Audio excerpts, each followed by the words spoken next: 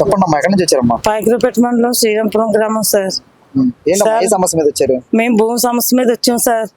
గత 5 సంవత్సరాల నుంచి మేము భూమి, ల్యాండ్, కోర్టు ఈ చీటింగ్ కేసు చేసిన ఫైనాన్స్ సబ్బెల బాలకృష్ణారెడ్డి, దోరపూడి చంద్రశేఖర్ రెడ్డి మమ్మల్ని నానా హింసలు, బాధలు, ఆందోళనకి మొత్తం 5 కుటుంబాలు చనిపోయేలా చేశారు సార్. ఈ రోజుకి ఈ పవన్ కళ్యాణ్ గారు, మంగళగిరి పవన్ కళ్యాణ్ గారు ఆఫీస్ దగ్గర న్యాయం జరుగుతుందని ఈ రోజు ఇక్కడికి వచ్చాం సార్. అట్టుగా సీఏ గారు ఫోన్ చేసి న్యాయం జరిగేలా సీట్ రాసి మమ్మల్ని అక్కడ పంపించి కొంచెం బతికే ఆశ పుట్టించి మమ్మల్ని న్యాయం చేశారు సార్. ఇది ఫైనాన్స్ చేసి ఎక్కడ పడితే అక్కడ కబ్జా చేస్తున్నారు సార్. వీళ్ళిద్దరూ సబ్బెల బాలకృష్ణారెడ్డి, దోరపూడి చంద్రశేఖర్ రెడ్డి, కొండారెడ్డి, బత్తిన శ్రీనివాసు, బత్తిన శివతో వీళ్ళందరినీ కొట్టించి కబ్జాలు చేయించున్నారు సార్. ప్రతి భూమిలో ఆడవాళ్ళంటూ ఉండలేదు సార్. మేము కొబ్బరికాయలు తీసుకున్నా అన్ని తీసుకెళ్లిపోతున్నారు సార్. దీని పోలీసు ప్రొడక్షన్ సార్ మొత్తం అందరిని అడిగాను సార్. కంప్లైంట్ ఇచ్చాం సార్. తీసుకున్న 10 కంప్లైంట్లకు కూడా ఏ జవాబు లేదు సార్. ఏమన్నంటే దోరపూడి చంద్రశేఖర్ రెడ్డి గారు చేశారమ్మా, సబ్బెల బాలకృష్ణారెడ్డి గారు ఏ కేసు లేదు, నేను కట్టను, నీ కేసు కూడాను అన్నారండి. నేను అక్కడికి వెళ్తున్నాను, పవన్ కళ్యాణ్ గారు అపాయింట్మెంట్ ఇచ్చారని కూడా చెప్పాను సార్. నువ్వు ఎక్కడికి వెళ్ళినా నేనే చేయాలని చెప్తున్నారు సార్. అప్పన్ సీఏ గారు, అప్పలరాజు సీఏ గారు, రమేష్ ఎస్ఐ గారు, శిరీష మేడం గారు వేలు సార్. మరి ఎంత దారుణాలు జరుగుతుంటే ఇంక మాలాటోళ్ళనే నేను పోరాడలేకపోతున్నాను. ఇంక లేని వాళ్ళు ఎంత పోరాడతారు సార్? దీన్ని స్పందించకపోతే ఇక ఈ అన్యాయాలను అరికట్టకపోతే చాలా కష్టం సార్. మేము ఎందుకంటే నాకు ఇక్కడ వరకు న్యాయం జరుగుతుందని వచ్చాను సార్. ఇవాళ నాకు ఇదే గత 5 సంవత్సరాల నుంచి సార్, 2019 నుంచి సార్. ఈ రెడ్ల ప్రభుత్వం నుంచి నన్ను అన్యాయం చేసి ఆ కేసులన్నీ పక్కన పెట్టేసి నా కేసులన్నీ కట్టేస్తున్నారు సార్. ఏమండి సీఏ గారు అలాంటి పని చేస్తున్నారంటే దోరపూడి చంద్రశేఖర్ రెడ్డి ఫోన్ చేశాడు. ఏం చేయమంటావు మా మినిస్టర్ అయినా, నీ కేసు కట్టమంటావా, ఆయన వదిలేమంటావా అని అడుగుతున్నాడండి. వాళ్ళ రెడ్లు అందరినీ ఇలా కబ్జా చేసి ఎక్కడెక్కడ భూములు కొనేస్తున్నారు సార్. ఇంట్ల మీద డొప్పెత్తున్నారు సార్, భూముల మీద డొప్పెత్తున్నారు సార్. అవన్నీ కబ్జా చేసుకొచ్చి భూములు ఇవ్వకుండానే, డబ్బులు ఉన్నాయి ఇవ్వకుండానే రాయించేసుకుంటున్నారండి. ప్రభుత్వం మారింది కదా, ప్రభుత్వం మారింది సార్. ఈ న్యాయం జరుగుతుందని ప్రతి చోట చెప్పుకుంటున్నారు సార్, ప్రతి దగ్గరను. ఈ కూటమి ప్రభుత్వం వచ్చి కూడా చాలా మందికి న్యాయం జరిగింది సార్.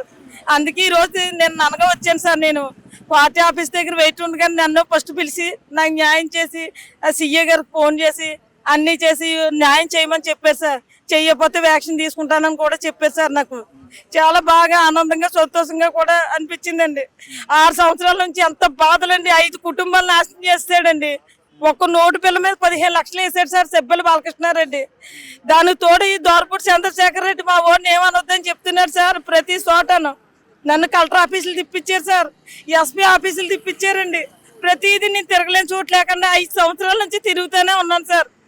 ఈ రోజుకి ఇక్కడికి వచ్చాను సార్. నాకు న్యాయం జరుగుతుంది సార్, నాకు నమ్మకం ఉంది సార్.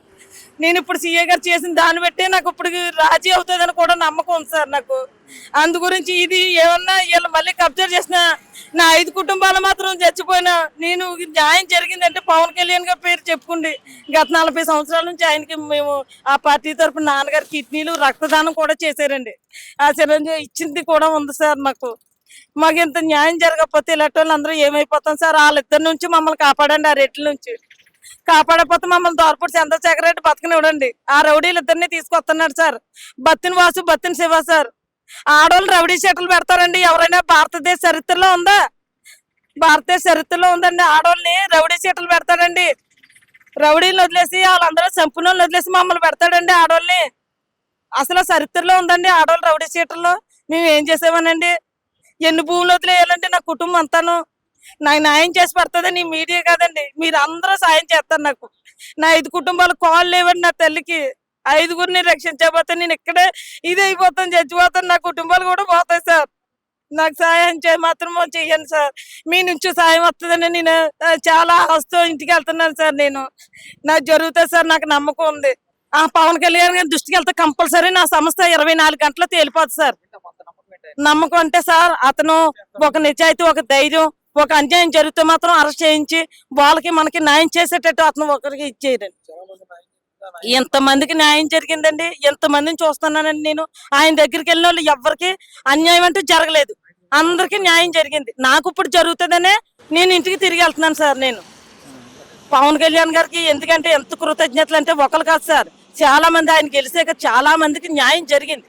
నాకు జరుగుతుందనే వెళ్తున్నాను. మీ అందరికీ ధన్యవాదాలు సార్. మిమ్మల్ని మా 5 కుటుంబాలు రక్షించమని మిమ్మల్ని అందరినీ కోరుతున్నాను సార్.